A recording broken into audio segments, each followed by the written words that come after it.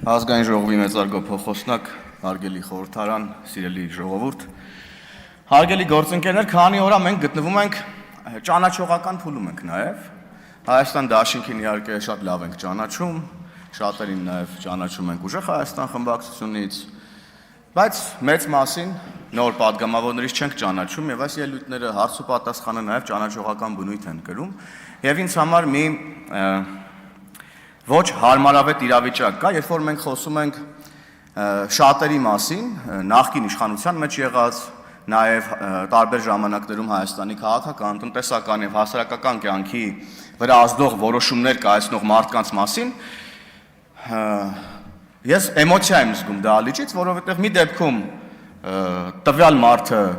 Հայաստան խմբակցության падգամավորի հայրն է,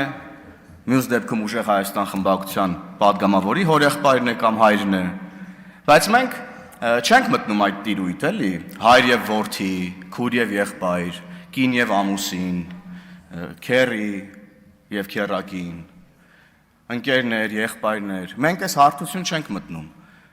Մենք խոսում ենք քաղաքական գործիչների մասին,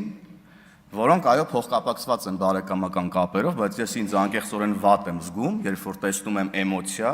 եւ ընկալում հակառակ կողմից, երբ որ մարդիկ մտածում են, որ մենք ուրեմն մտնում ենք հայր եւ որդի հարաբերությունների մեջ եւ այլն եւ այդպես շարունակ։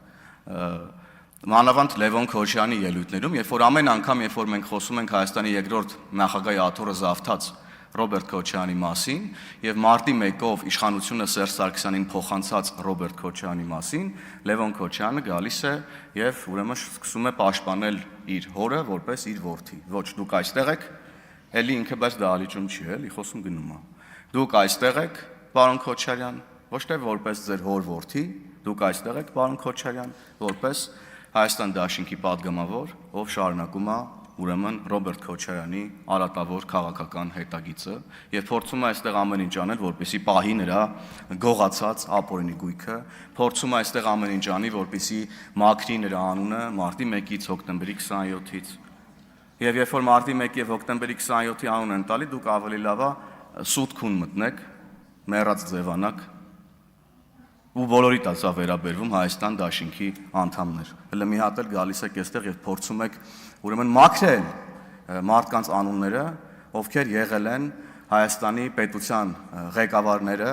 մարտի 1-ի կազմակերպման ժամանակ։ Ես 2008 թվականին դեռ 18-ից չէր լրացել մարտի 1-ին։ Ես Սունդուկյան թատրոնի դիմացն է, երբ որ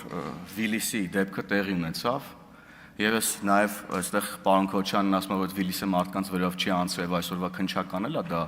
ուրեմն հաստատում։ Շատ ցավում եմ, որ այսօրվա քննչականը հենց հաստատում է արել, հա, բախտները բերել է մարդկանց, որ վրաերթի չի ենթարկել, գոնե այդտեղ 10 զոհից ավել զոհ չի եղել, էլի։ Պետք է շնորհակալություն հայտնենք երևի, որ այդ Վիլիսը մարդկանց վերով չի անցել։ Հետո 2008 թվականի մայիսին ես գնացի զինծառայության մի զորամաս, որտեղի մի ամբողջ զորագունդ մարտի 1-ին պրոսպեկտի խաչմերուկում զինված գործողություններ իրականացրել։ Եվ ինձ դրա մասին պատմել են մարդիկ, ովքեր այդտեղ են եղել զինվորական համազգեստով զենքը ձեռքներին։ Հիմա եկել եք ում եք ինչ պատմում, ես ուզում եմ հասկանալ։ Ապօրինի գույքի մասին, գիտեք, գալիս եք եւ անընդհատ ապօրինի գույքից եք խոսում եւ ասում եք, եթե մենք չզբաղվենք քաղաքականությամբ, ապա ապօրինի գույքի գործերը չեն լինի։ Չէ, ժողովուրդ, եթե ապօրինի գույքի գործերը չլինեին, դուք քաղաքականությամբ չէիք զբաղվելու։ Դուք գնալու եք վայելեք ձեր ապօրինի գույքը Մալդիվներում, Բալիներում, Կալուգաներում եւ այլն եւ այդպես շարունակ։ Դուք գալու եք եւ վայելեք ձեր ապօրինի գույքը։ Գալու եք եւ վայելեք։ Բելարուսում, տարբեր տեղեր։ Եվ հետեւաբար դուք քաղաքականության մեջ եք, որպեսզի ապահովեք, պաշտպանեք, փորձեք փրկել ձեր ապօրինի գույքը։ Նույնը նաեւ քաղբանտարկյալներին է վերաբերում։ Դուք քաղաքականության մեջ չեք լինի, եթե հանցավոր գործունեություն չկատարեք։ Եվ հիմա անունը դրել եք քաղբանտարկյալ։ Դուք քաղաքական վահանով փորձում եք ուղղակի պաշտպանվեք։ Հայաստանի Հանրապետությունում չկան քաղբանտարկյալներ 2018 թվականի ոչ բռնի թավշյա ժողովրդական հեղափոխությունից հետո, եւ սա միանշանակ է։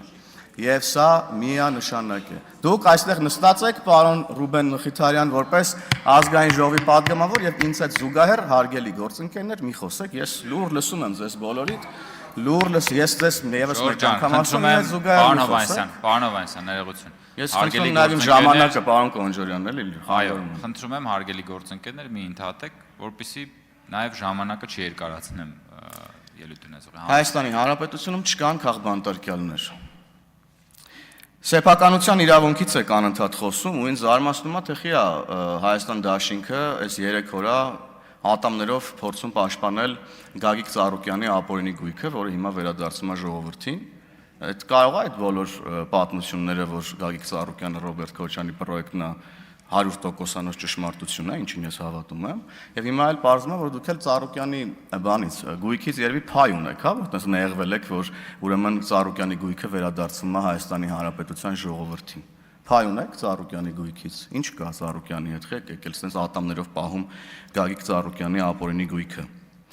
Խոսքա գնում այստեղ նաև քաղաքական մենաշնորհներ, ասում է ԿՊ-ն ուզում է քաղաքական մենաշնորհ հաստատ եւ այլն եւ այդպես շարունակ, սա ասում է մի ուժ, որը ներկայացված է օրինակ 29 հոգով ազգային ժողովում կամ մի այլ ուժ էլ դրա հետ համաձայնում է, որը 12 հոգով է ներկայացված ազգային ժողովում։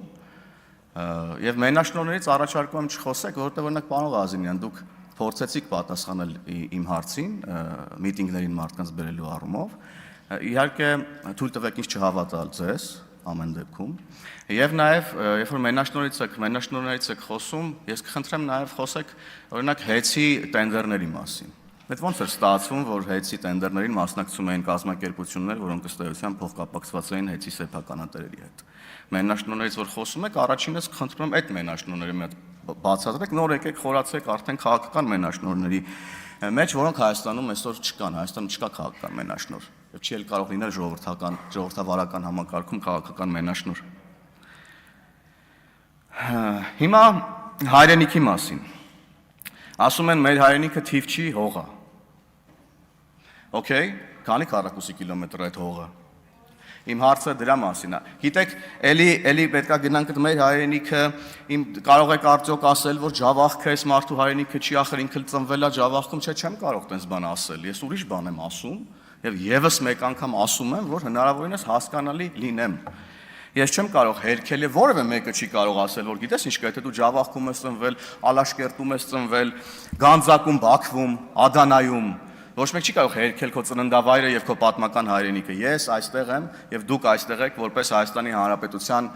որպես պետության ներկայացուցիչներ, որպես ազգային ժողովի падգամավորներ, որոնք պետքա վերջի վերջո պատասխանեն այդ հարցին, դուք ընդունում եք Հայաստանի Հանրապետության պետական սահմաններն այնպիսին, ինչպիսին դրանք միջազգայինորեն ճանաչված են, թե ոչ։ Ես չեմ խոսում, ես որ հարց եմ տալիս, ասում եմ, քանի քառակուսի կիլոմետր է Հայաստանի Հանրապետության տարածքը։ Այս հարցը նրա մասին չի, որ դու պետքա դա ասելով մերժես, որ Ադանան երբևէ եղել է պատմական հայրենիք կամ մերժես, որ այս կամ այն տարածքը երբևէ եղել է պատմական հայրենիք։ Ես ասում եմ, ոչ թե մերժելու մասին եմ ասում, ես հաստատելու մասին եմ ասում դուք Հայաստան դաշինքի հետ ամեն ինչ պարզ է, իրանք չեն ընդունում Հայաստանի Հանրապետության տարածքային ամբողջականությունը։ Արամ Վարդևանյանն էլ իրանց խմբակցության կազմում այդ ժամանակ չէր ընդունում։ Հիմա ուզում եմ հասկանամ, ուժեղ Հայաստան խմբակցությունը ընդունում է Հայաստանի Հանրապետության միջազգայինորեն ճանաչված սահմանները եւ ընդունում է, որ մեր այսօրվա պատմական չէ, ժամանակակից հայրենիքը Հայաստանի Հանրապետությունն է։ Ընդունում եք դուք արդյոք, թե չէ։ Եթե ընդունում եք, պետքա գաք եւ գոնե ասեք, քանի քառակուսի կիլոմետր է Հայաստանի Հանրապետությունը, որովհետև մենք միջնադարյան ուրեմն կանոններով չենք ապրում։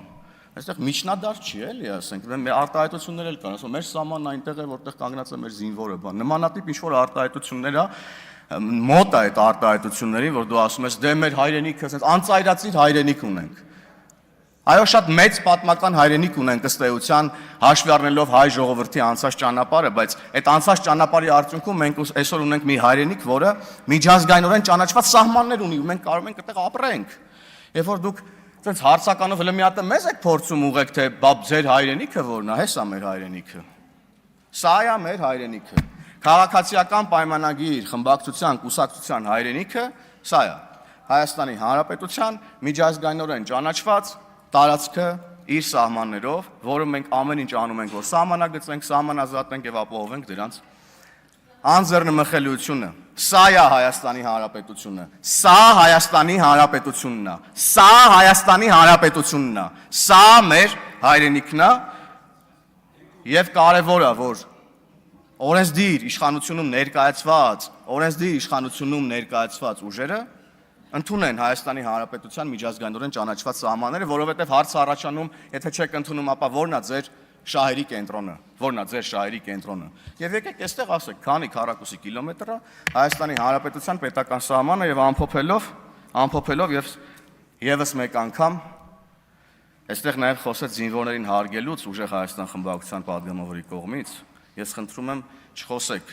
զինվորների մասին ուժեղ Հայաստան խմբակցության падգամավորներ, քանի դեռ ձեր շարքում նստած է մի մարդ, ով երազում է, ցանկանում է Հայաստանի Հանրապետության զինվորի մահը։ Չխոսեք զինվորին հարգելու մասին, քանի դեռ ձեր շարքում այդ մարդը նստած, պարոն Ալեքսանյան, ես ձեզ հաջողություն եմ մաղթում, մենք իրար հետ շատ կարևոր աշխատանքներ ենք իրականացրել հանուն մեր պետության եւ հանուն մեր ժողովրդի բարեկեցության, ես ձեզ աջակցում եմ, ամեն ինչով աջակցելու եմ ձեր նոր պաշտոնում եւ վստահ եմ, որ դուք լավագույնս դա կիրականացնեք եւ թույլ տվեք նաեւ պարոն Կարապետյանին ուժեղ Հայաստան խմբակցության ղեկավարին մի նվեր տալ, քանի որ բոլորն ունեն համարյա